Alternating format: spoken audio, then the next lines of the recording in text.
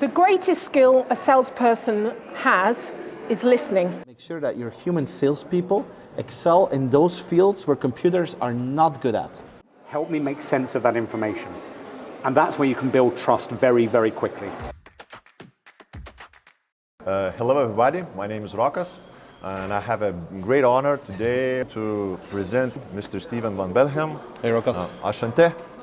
I speak Flemish, I don't speak French. Sorry. Okay, so Steven is an expert and the founder of Nexxworks, Snackbytes, hello customer, investor, yes? Yeah. And could you please share what inspired you to come up with the concept of the offer you can't refuse? And how did you develop it into successful sales strategy? The offer you can't refuse was basically an idea that came based on the research that I saw. I always do market research and look at the expectations of customers. And it was never so clear than at the end of 2019, I think it was when I started doing this study, it was never so clear what people actually expect. It's very straightforward, and it seemed to be the same in every industry, in every region in the world, that people expect digital convenience, they expect a decent product and service behind it, they expect you to show human warmth and human empathy, and they expect you to use your strength to add value to society. So for me, that was like the first time that everything came together, because every company is doing things with their product, every company is working on digital, every company wants to build customer relations, everyone is doing something for society, but usually it's completely disconnected. Mm-hmm. And usually because of that, the impact of it is not as high as it could be. And that's when I thought what you actually need to do is bring this to the market in one storyline, in one experience, that everything is connected, that your product is connected to your digital, that it is connected to your empathy and your partner in life, and that you connect it to the efforts that you can do for society. And if you can bring that in one storyline, one experience, you know, basically that's an offer customers can never refuse because it's so strong. And you know, if you link that to sales, I still think that in sales today we are over-focused on the product. Yeah, I agree. And if you look to reality, the product is becoming more and more a commodity. I mean, in the 1960s, if you bought a BMW or a Mercedes, it was actually a car that was a lot better than cheaper alternatives. Yeah. Today, I mean, every car that you buy, even the cheapest one, can get you from point A to point B in a safe way. That car doesn't fall apart. So even that is a decent vehicle. So everything is becoming a commodity, and even in that market, we're overstressing on product, which doesn't work. So the next step is that we start to talk about price. And I think the offer you can't refuse is your way out to avoid that product price discussion, and to either increase efficiency by making things very, very easy to work with you, and increasing relevance by adding value in a different way.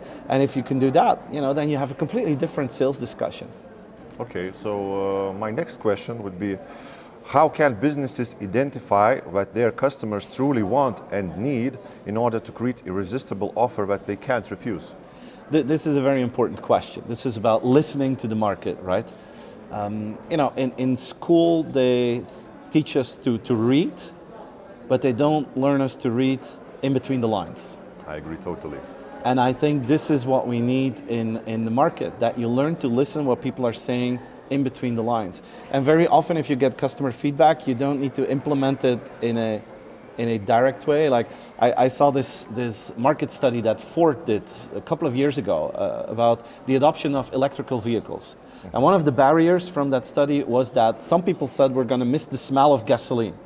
And Ford said, feedback here, they're going to miss the smell of gasoline. So they literally made a perfume that smells like gasoline to spray in their electrical vehicles. That's not what the market needs. I mean, that is just listening and doing it directly. I think you need to hear what the value is that they're looking for, and then it's the talent of an organization and a sales and marketing team to actually find an answer to the value that they're looking for. And I think this is what we need to learn. A good example of that is actually how the Californian roll, the famous sushi Californian roll, was invented. If you go to the US, and on every sushi menu, there's the Californian roll. And it's rice on the outside and nori, and then steamed crab and avocado and cucumber, right? This was invented by a Japanese chef in Vancouver in the 1970s because he was feeling that in North America, the idea of raw fish and seaweed, dried seaweed, that didn't sound very appealing. So instead of pushing his product like you have to eat raw salmon, you have to eat raw tuna, he was like, what do they like to eat here in North America? They like rice, they like boiled or steamed fish, and they like avocado. Why don't I put that in a sushi roll? I put the rice on the outside, the nori on the inside so they don't see it anymore, and I'm gonna try this. And that was actually the gateway in for sushi to become popular in North America, later in the rest of the world. But none of the customers told him we need this, this, and this. No. He saw their feedback, he thought, how can I overcome it? What is the value that could work?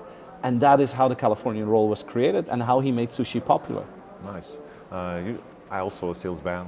Everybody's here as a salesperson. Yeah. So usually salespeople don't hear what customers give to us.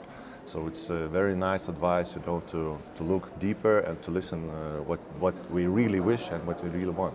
Yeah, the question is, Rokus, how often do you go in as a salesperson with in your mind, I need to share something that I find important? Mm-hmm. And how often do you go in and ask yourself, I'm going to make a lot of time to listen to what is really important to the customer. And it's still too much push and not enough listening. Yeah, I totally agree. I totally agree because when you go to customer wants to be heard. Exactly. And we usually what we do, we just blah blah blah, and customer just lost of his lost attention and he didn't listen. Yeah. So the worst is a salesperson that brings in a PowerPoint presentation to do a pitch, and then the customer says, okay, I'm with you. Let's start the discussion. And the salesperson, no, I need to finish 15 more slides before we can have discussion. It's boring. And then time's up, right? Yeah, time's up, yeah. So my next question. In your opinion, what are the biggest challenges that businesses face when implementing this type of sales strategy that you presented before, and how can they overcome this? I see a transformation in many sales organizations happening at this moment. Like take the pharmaceutical industry. Which is an industry that is really organized for selling. They have all these reps going to all these doctors. It's like a sales machine. Many of the pharmaceutical companies that I meet now are in a transformation where they're going to drop the word sales rep and are going to work with advisor as a role. And you could say it's changing the name enough, but I think it is, because if on your card, if they tell you, Rokas, you are our salesman number one, then you're going to sell. Okay. If they tell you you're the advisor of the doctors, then you're going to start to advise them. So a name is important. But this is a transformation that I see in many organizations where the hard selling is being changed in bringing more value and believing that because of that value, you will sell more. So I think that the old model is dying and some companies are still sticking to it, and it's becoming harder and harder. You have more unreachable clients and they get frustrated, versus the ones that are more into the value creation, the one in the advisory role. That is what I think you need to go through, because time is a scarce resource for your customers. Yes. You're basically asking for the most precious thing as a salesperson, their time. So you have to make sure it's relevant for them. And you can make it relevant by listening to their challenges and then adding value to their challenges. Then they're going to love you. Very nice. You mentioned the importance of customer experience when trying to create an offer that they can't refuse, yeah? Yes. What do you think businesses can do to improve customers' experience and create long-term loyalty? Very good point. There are three main questions that you need to ask yourself as a company to see if you're ready for long-term loyalty. Because many organizations ask the wrong question. They ask themselves, what can we do to make our customers more loyal to us? You need to turn it around. And you need to say, what can I do to be more loyal to my customer? Mm-hmm. And there are three questions that you need to think about. First one is, what is my reaction when there's an opposite interest?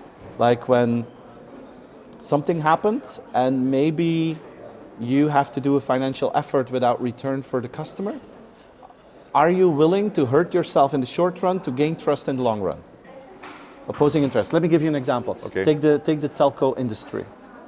Every telco player in the world has sleeping accounts, sleeping subscriptions. So people have an iPad somewhere with a SIM card and they have forgotten about it, but they still pay like €5 a month for that. The telco knows, right? They know. They all say they're super customer centric. But all of them let those customers sleep. Whereas you could also proactively call them and say, look, you've been paying us for 3 years. You didn't use it. We're going to repay you because you paid for something that you didn't use. We don't feel that's fair. Okay. That's an opposing interest. If we don't let them sleep, we're going to lose money, but it's the right thing to do. Do you have the guts to do that? Hurt yourself in the short run to gain trust in the long run? This is question number 1. Question number 2 is, when a mistake happens, what's your mindset? Do you fix the problem first, or do you try to find out what happened first? Most companies try to find out what went wrong, so they dive into their email history, they talk with all kind of people who were involved to figure out that we didn't make the mistake, or was it the customer? Yes. You lose time, customer gets frustrated, you have a negative discussion. In the end, whatever happens, you help the customer because you don't want to lose them, but you still have negative emotions. When you're really customer-centric in sales, you first solve the problem, so the customer is happy, and then you do your research and your conversation. Okay. So are we fixers or are we researchers first? And question number 3 is, how empowered is the frontline sales staff?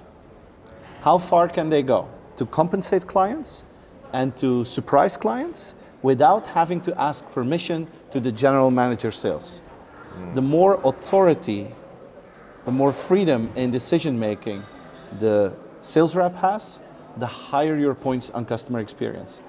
Because then the customer feels like, okay, there's like instant reaction. As a customer, if you hear the sentence, I have to ask this to my manager, you don't want to hear that. You want a solution on the spot.